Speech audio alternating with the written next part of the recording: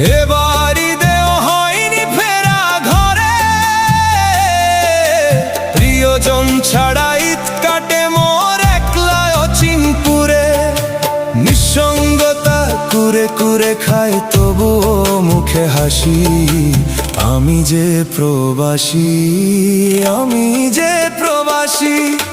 সবাই ভাবে প্রবাস মানেই রঙের দুনিয়া, কেউ তো দেখে না এই বুকে কি যে যন্ত্রণা।